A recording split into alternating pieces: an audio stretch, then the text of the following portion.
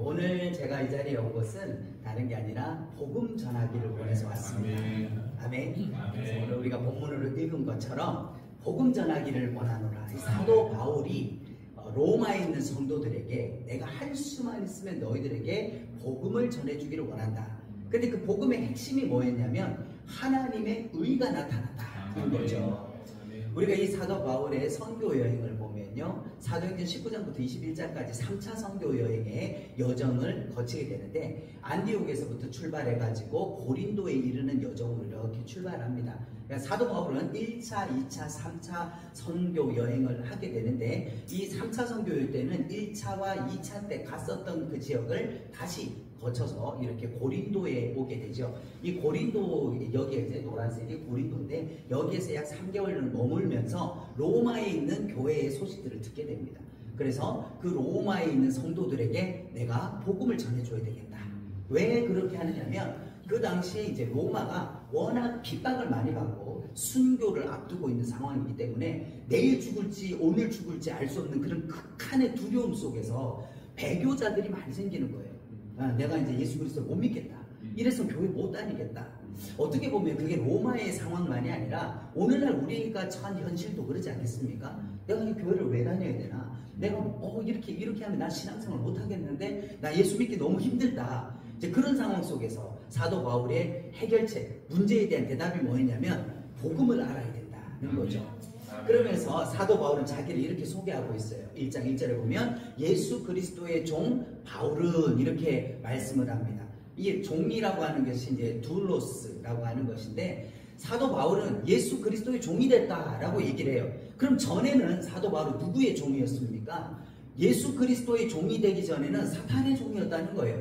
자기는 율법의 메인 종이었다는 겁니다. 그래서 자기 자신을 자랑할 때 나는 바리새인 중에 바리새인이다. 난지 8일 만에 할례를 받았고 내가 율법으로 따지자면 가말리엘 문화에서부터 수학한 수제자며 내가 베냐민 지파에 속한 사람이다. 아주 자기의 혈통과 족보에 대해서 자부심이 대단했던 사람이에요. 그런데 복음을 만나고 나니까 예수 그리스도 다메섹에서 다메섹으로 가던 노상에서 예수 그리스도의 영을 만나고 자기가 다 깨어져 버리고 나서는 내가 알던 것이 다 배설물 같구나. 그렇게 자랑하던 것이 아무것도 아니구나. 오직 나는 누구의 종이 된다?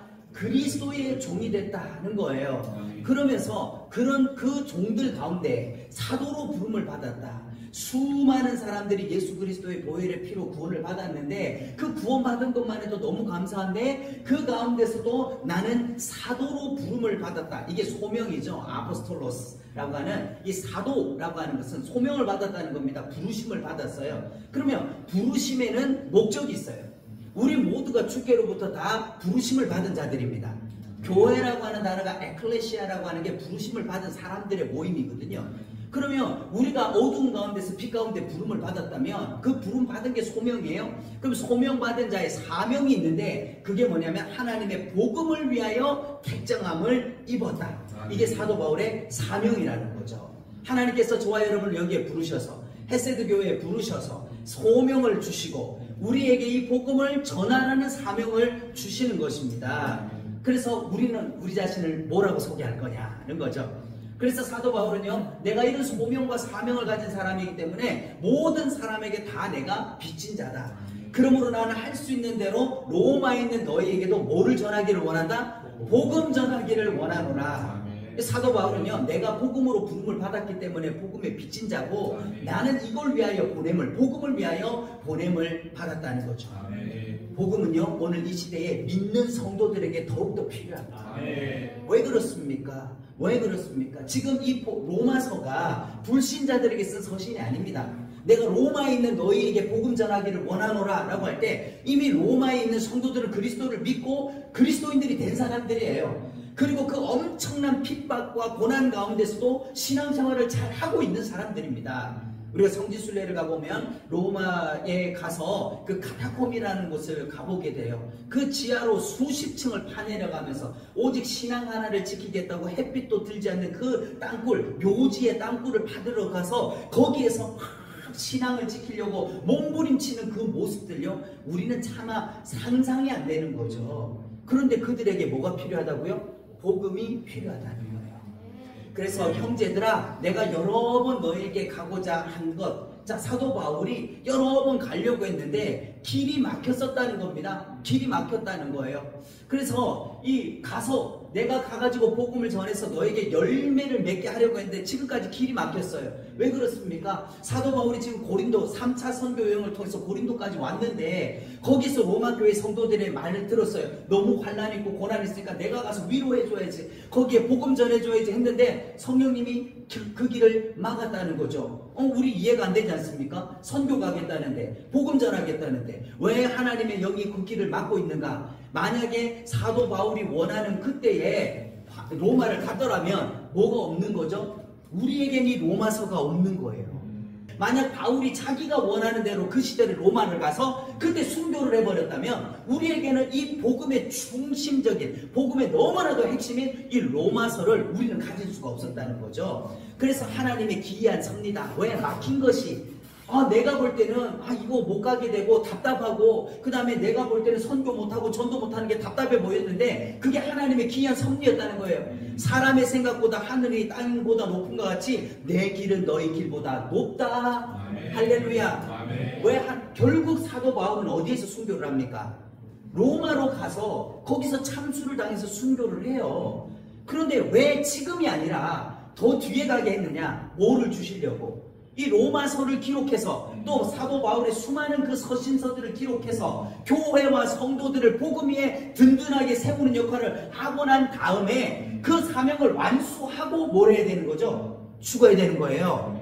그래서 로마서를 기록해가지고 갱그레아 교회의 일꾼으로 있는 베베, 우리 자매 베베를 추천해서 이 베베를 통해 가지고 로마서를 먼저 보낸 겁니다.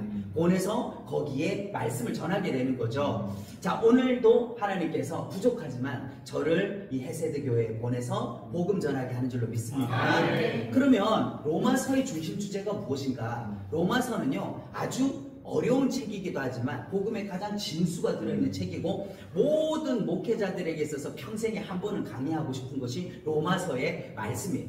근데 이 로마서의 중심 주제는요, 복음서의 두 주제가 같이 있습니다. 이 복음서의 두 주제의 첫 번째가 뭐냐면 예수님은 누구신가 라고 하는 거예요. 그래서 사도 바울은 1장 4절에서 이렇게 설명을 해요. 예수님은 누구신가? 부활하사 능력으로 하나님의 아들로 선포되셨다. 이 말이 뭐죠? 예수님은 십자가에 죽으신 것만이 아니라 뭐 하셨다? 부활하셨다는 거예요. 여러분, 우리의 구원은요, 십자가로만 완성되지 않습니다. 십자가에서 우리 죄를 도말하셨다면 그 죄가 끝났다라는 증거로 뭐가 와야 되는 겁니까? 부활이 와야 돼요.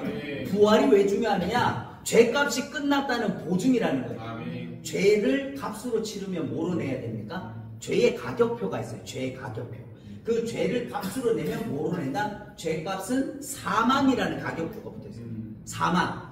그러면 죄값을 치러서 사망의 가격표를 치렀으면 뭐가 나와야 되죠? 생명이 나와야 되는 거죠. 아멘. 그래서 우리의 죄값으로 십자가에서 예수님은 죽음의 세력을 잡은 자 마귀를 멸하시고 3일 만에 살아나셔서 아멘. 우리의 구원이 완성됐담을 아멘. 보여주셨다는 거예요. 아멘. 그리고 곧 우리 주 예수 그리스도시다. 아멘. 이 말은 뭐냐면 우리를 구원하신 그분이 예수라는 이름만 가져서 되는 게 아니라 그리스도라는 사명을 가지신 겁니다. 우리가 그리스도가 무엇입니까? 그리스도, 기름 부음을 받은 사람. 하나님께서 특별한 사명을 가지고 기름을 부어 세운 사람을 그리스도라고 해요. 그러면 예수라는 이름의 뜻은 무엇입니까? 예수라는 이름의 뜻은 자기 백성의 죄를 저희의 죄에서 구원할 자라는 뜻이에요. 하나님의 죄가 아니에요. 저희 죄에서 구원할 자. 그것을 위하여서 기름을 부어서 세운 하나님이 보낸 사람 예수 그리스도께서 우리의 주가 되신다는 거죠. 그래서 우리 주 예수 그리스도시다. 그리고 이 예수님은 곧 누구시다? 하나님의 아들이시다 라고 하는 것이 이렇게 많이 증거가 되어 있어요.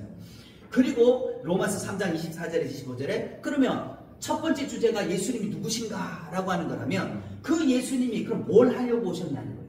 그 예수님이 오셔서 뭘 해주셨냐? 첫 번째가 뭐죠? 그리스도의 속량. 예수님이 육신을 입고 이 땅에 오신 이유가 뭐냐면 자기 몸을 많은 사람의 대속물로 주려고.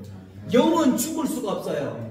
하나님은 영이시라 영은 죽을 수가 없어. 그러면 영이 우리 죄값은 사망인데 죽어줘야 되잖아요. 누가 죽어서 대가를 치러야 되니까 몸을 입고 오신 거예요. 그래서 대속제물이 되어주시려고. 두 번째, 화목제물이 되어주신다.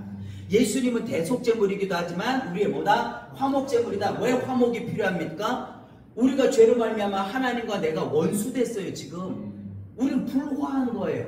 하나님께로부터 불화하니까 우리는 화를 입는 거예요. 재앙을 받는 거예요. 그런데 하나님과 원수된 것을 소멸해 버리시고 하나님과 나를 하나 되게 만들어 주신 화목제물이 누구시냐? 그게 바로 예수 그리스도이시라는 거죠. 아멘. 그럼 그 화목을 어떻게 이루시느냐? 뭐로 이루신 겁니까? 십자가에 자기 몸을 내어 주심으로, 죽음으로 말미암아 화목을 이루어 주신 거예요. 아멘. 그래서 하나님께서 보실 때 우리에게 쏟아야 될 모든 죄를 누구에게 쏟고? 아들에게 쏟고, 그 다음에 아들 예수를 믿는 자를 의롭다 하실 수 있는 거예요. 그래야만 하나님도 의롭고 우리도 의로울 수 있다는 거죠. 그리고 네 번째로 자기 아들에게 정죄하고 자기 아들을 내주셨어요. 원래는 이 모든 죄값을 누구에게 물어야 되는 겁니까? 우리에게 쏟아야 되는 거죠. 내가 죄를 예수님이 무슨 죄를 졌습니까? 내가 죄를 지은 거예요. 그런데 그것을 나에게 쏟으면 난 구원받을 길이 없어요. 그래서 자기 아들을 십자가에서 하나님이 정죄하시고 이제로부터는 그 예수님의 십자가로 내 죄가 사해졌다는 걸 믿는 자들을 의롭다 하여 주시겠다는 겁니다. 그럼 이 핵심이 뭘까요? 예수 그리스도의 속량으로 무엇을 이루어 주셨는가? 로마서 1장 17절에 복음에는 하나님의 뭐가 나타났다? 의가 나타났다. 그럼 여기서 질문 드릴게요. 하나님의 의가 나타났는데 여기서 말하는 의라는 게 공의입니까? 칭의입니까? 이 의는 공의일까요? 칭의일까요? 속으로 한번 생각해 보세요. 대답하라고 시험 드니까. 공의냐 칭의냐. 근데 목사님 전 공의도 모르겠고 칭의도 모르고 그게 뭔 말인지 자체를 모르겠어요. 괜찮아요. 다 용서됩니다. 자, 두 번째. 근데 3장 21절을 보니까 이제는 율법 외에 또 하나님의 의가 나타난 게 있대요. 율법 외에 또 있대. 이게 그럼 공의냐 칭의냐. 네. 만약에 공의라고 하는 것은 죄는 반드시 심판받아야 된다는 거예요. 공의는. 근데 칭의는 뭐냐면 의롭다함을 입을 방법이거든요. 그럼 이게 이 여기서 의라는 게 공의일까 칭의일까? 세 번째로 로마서 3장 26절에 곧 이때에 자기의 의로움을 나타내셨대요. 그럼 이거는 뭐냐? 이 의는 뭐냐? 이건 바로 공의예요. 이때가 언제입니까? 예수님이 십자가에 달리신 그때. 예수님 십자가에 달리신 그때 하나님이 자기의 공의를 행하셨다는 거예요. 죄의 싹은 사망이다. 죽어야 된다 라고 하는 거를 누구에게 쏟았다는 거죠? 예수님께 쏟았다는 거죠. 그 원래는 그 모든 공의의 심판을 죄인들에게 쏟아야 되는데 이때 십자가를 지시는 그때 예수님께로 쏟아서 하나님은 우리를 구원하실 때 그냥 죄 없다 하신 게 아니라는 거예요. 그럼 불의한 하나님이에요. 반드시 죄값은 사망이라고 했기 때문에 그 절차대로 구원을 해야 되는데 그 공의를 우리에게 쏟아버리면 우리가 살 길이 없으니까 자기 아들을 대신 내놓고 거기다가 쏟아서 나 심판했다. 나는 죄를 심판했다. 그리고 자기 하나님이 의로움을 받으신 거죠. 그리고 또한 예수 믿는 자들을 뭐한다? 의롭다 해준다는 거예요. 예수님 안에서 우리도 다 같이 죽은 거예요. 예수님 십자가 지실 때 우리는 어디 있었나요? 예수님이 십자가에서 죽으실 때 우리는 어디 있었어요? 십자가 밑에서 예수님을 조롱하거나 십자가 밑에서 예수님을 부경하고 있는 사람은 절대로 그 십자가의 구원에 이를 수 없습니다. 아멘. 그리스도와 함께 내가 십자가에서 죽었다는 거예요. 아멘. 하나님이 공의를 행할 때 그 예수님이 십자가에 달릴 때 나도 그리스도 예수 안에서 죽었다는 겁니다. 아멘. 그리고 예수님이 다시 살 때 나도 사는 거예요. 아멘. 주와 함께 죽고 주와 함께 다시 사는 것, 이래야만 칭의가 가능하다. 아멘. 이게 핵심이라는 겁니다. 아멘. 죽음 없이는 의롭다함도 없고 그리스도 없이는 우리가 의로워질 방법이 없다. 아멘. 그렇다면 하나님의 의, 이게 왜 필요했는가? 율법 외에, 율법만 있어도 되지 않습니까? 근데 율법 외에 하나님의 의가 나타났대요. 왜 의가 필요하게 됐습니까? 고린도서 6장 14절을 보면 의와 불법이 어찌 함께하며 의로운 자와 불의한 자가 함께할 수 없잖아요. 네. 그 다음에 빛과 어둠이 어찌 사귀겠느냐? 그럼 이 말씀이 뭡니까? 우리의 믿음, 우리의 조상이었던 아담이 선한 과를 먹고 범죄함으로 말미암아 빛이신 하나님과 함께 있을 수 없게 됐죠. 죄를 지음으로 불의했기 때문에 의로우신 하나님과 함께 할 수 없게 돼서 어떻게 됩니까? 에덴 동산에서 추방당했죠. 쫓겨났죠. 그 뒤로부터 우리는 하나님 나라로 돌아갈 길이 있습니까? 없습니까? 없어요. 온 인류가 하나님께로 돌아갈 길과 방법이 없었던 거죠. 그리고 이것이 바로 인간의 최대의 숙제였어요.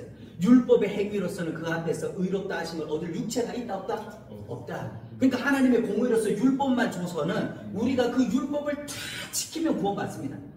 율법의 1.1핵이라도 죽을 때까지, 태어나서 죽을 때까지 율법을 단 한 번도 범하지 않는다고 한다면 우리 구원받을 수 있어요.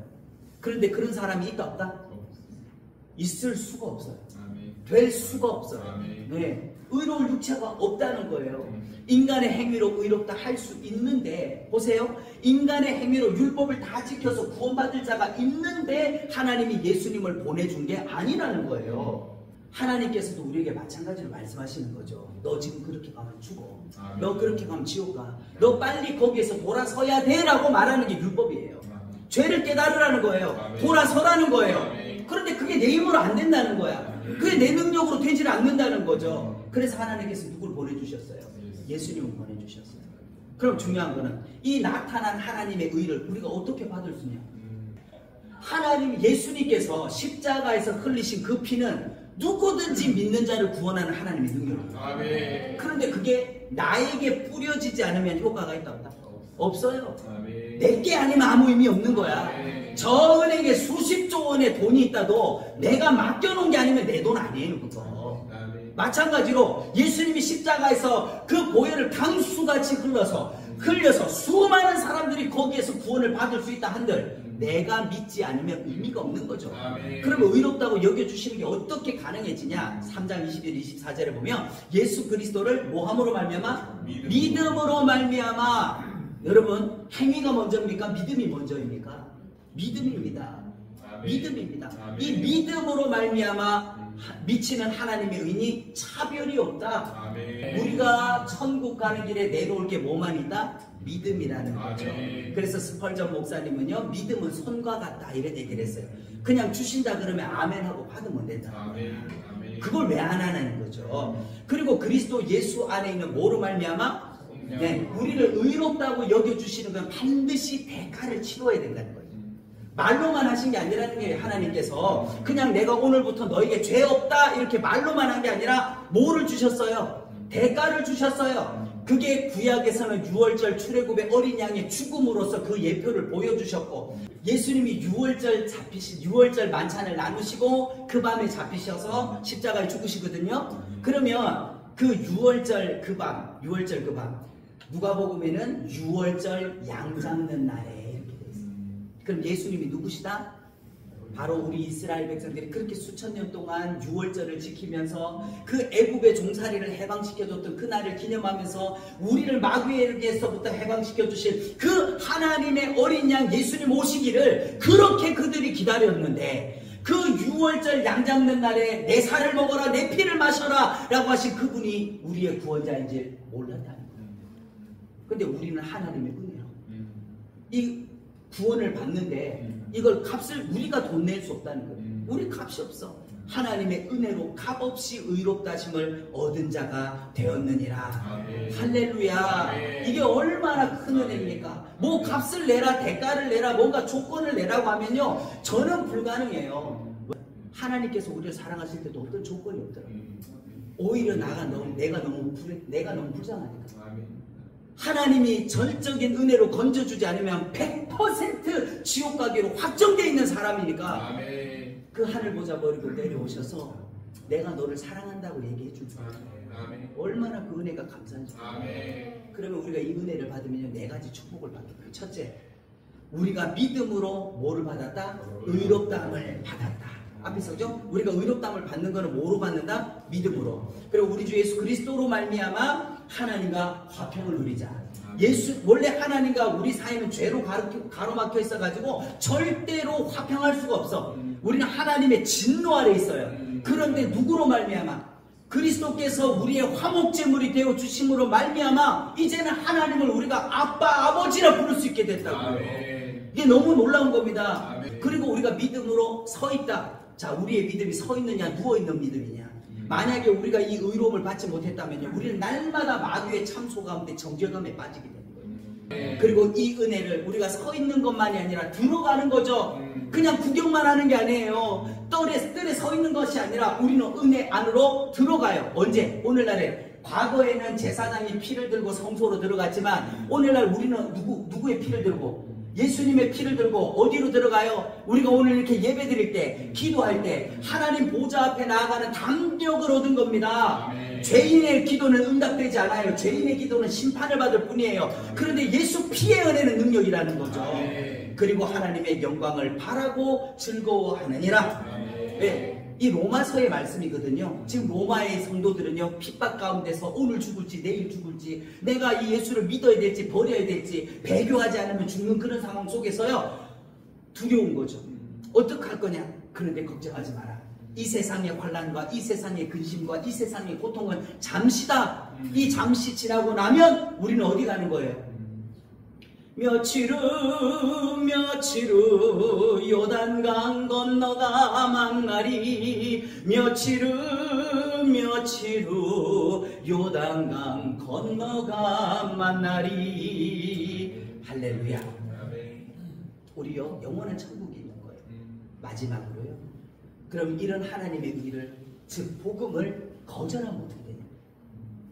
여러분, 복음을 전해도 예수 믿는 사람이 있고 안 믿는 사람이 있어요. 거절하면 어떻게 되죠? 1장 17절의 문맥상 복음에는 하나님의 의가 나타난대. 이거는 칭의죠. 죄인이 의롭다함을 입을 수 있는 거예요. 근데 복음에는요, 의로 하나님의 의만 나타나는 게 아니에요. 18절에 바로 하나님의 진노도 나온다는 거예요. 이 복음을 믿지 않는 자에게는 뭐가 쏟아진다? 하나님의 진노가 쏟아지게 된다는 거예요. 이 복음으로 말미암아 우리가 진노 가운데서 피한 거지. 십자가를 지나버리면 그 하나님의 진노가 내게 바로 다이렉트로 쏟아지게 되는 겁니다. 그래서 요한계시록 6장에요. 이 복음을 믿지 않았던 자가 마지막 심판 때가 될 때 이렇게 외쳐요. 산들과 바위에게 말하는 거예요. 왜? 자기를 가려줄 자가 없어. 예수님이 없어. 지금 주님 재림과 함께 이제는 심판이 쏟아지는데 진노에서 우리 산들아, 바위야, 내 위에다가 좀 가려달라. 저 심판의 불이 내릴 때 나를 좀 숨겨달라. 토굴에 숨고 바위에 숨고 해도 그것이 가려진다 안 가려진다? 숨을 곳이 없다. 그들의 그 진노의 큰 날이 이르렀으니 누가 능히 서리요. 사랑하는 성도 여러분, 이 세상에 예수 믿기가 호락호락하지 않습니다. 날이 가면 갈수록, 이제 주님의 재림이 다가오면 다가올수록 우리는 순교를 준비해야 되는 시점으로 갈지도 모릅니다.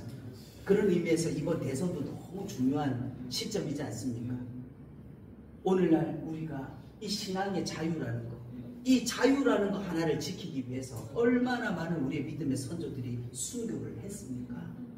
우리는 죽을 준비됐습니까? 우리는 됐는데 그럼 우리의 자녀들은 주님에서 마지막 순교의 시절에 순교할 수 있는 준비 됐습니까? 우리요 복음 안에 서 있어야 됩니다. 오직 우리를, 죄인을 의롭다 하고 오직 죄인이 천국 갈 수 있는 유일한 소망이 뭐냐? 복음에는 하나님의 의가 나타나서 율법을 행하여서 절대 구원받을 수 없다. 복음의 하나님의 의를 믿어 우리가 천국에서 만나자. 이 믿음을 우리가 간직한 저와 여러분 되기를 예수님의 이름으로 축복합니다. 기도하겠습니다.